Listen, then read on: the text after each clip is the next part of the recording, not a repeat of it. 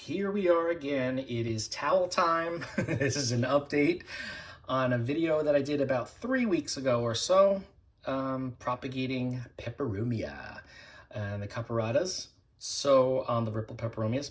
So it's been 3 weeks. I didn't know how long I wanted to wait, but because there's been some sort of progress, I wanted to show you now. So you can see 3 weeks is all it takes, right? Okay. We have 1, 2, 3, 4 cups that we had done. One of them is the Peperomia Keto, I think that's how you say it. Napoli Nights, and then I had 2 Shumi Reds. And over here, this is something I didn't do on camera last time, but this is the Rana Verde, or Rana Verde, depending on where you are. So yeah, I just want to show you this. You could see, these I just kind of stuck. They were damaged leaves. I took them off when I was transferring the Rana Verde to acrylic yarn, the whole plant. I took these damaged leaves off to propagate, and as you can see, we've got little roots and little plants growing in there. Let me put this in the light so you guys can see it. Can you see it? There you go. I don't know what that little leaf that's floating there. I don't know where that came from, but it's the same plant. It's just weird. Anyway, you can see those little babies in there. There's a little bit of algae, but that's okay. This is this little vial is about 3 feet away from a south-facing window, so it doesn't get any direct light at all.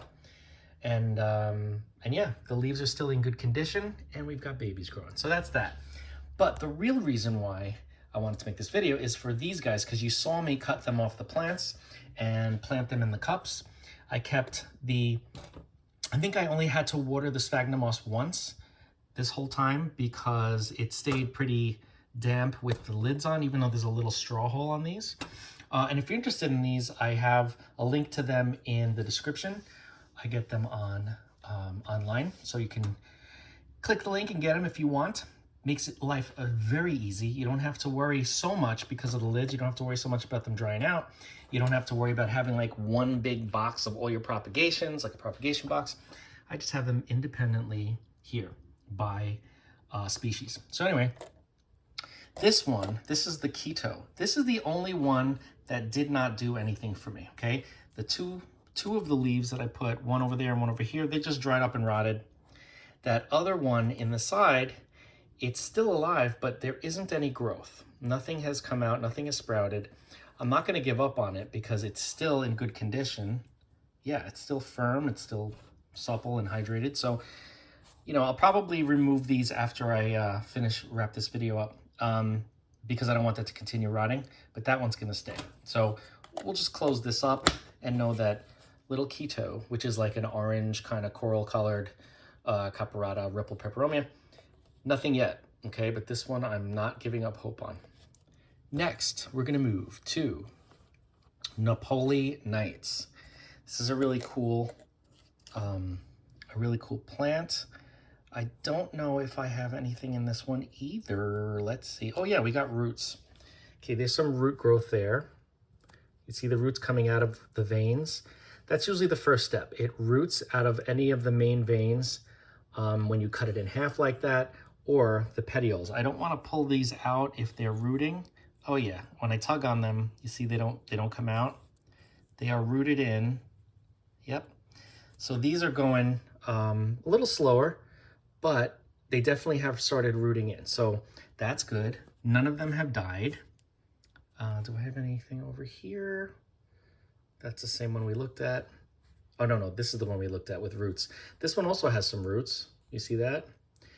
And interestingly, I like to cut the leaves in half because the top half, like this, usually you can get potentially more plants out of this because each vein can create a new plant, potentially. Not that that happens definitely every time, but as you can see, we got roots coming out of the veins. But this one's taking a little bit longer, which is fine. It's still in good condition. These are kind of under LED lights, all of the rest of these in cups, but they're not like directly under the light. They're kind of like, they're not directly under the light. Anyway, now we get to the Shumi Reds, okay? Let us take a look at the Shumi Reds. And as you can see, I'm gonna have to come in here. You see that? That's a little plant right there that's growing. Let's see if I can get closer so you guys can see it with the light. Okay, see that right there? That's a baby. So we've got one baby coming out of that one, and we've got a baby over here. See that little tiny leaf at the tip of my finger right there?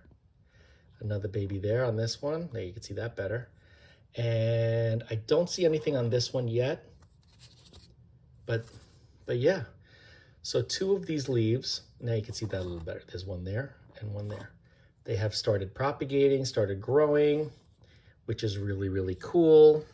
3 weeks. And then this one as well. This is also a shumi red. There's a little baby right there. See a little leaf? And this one just started to sprout right there. Let me see if you see that right there? That's it. And I think that is all on these guys.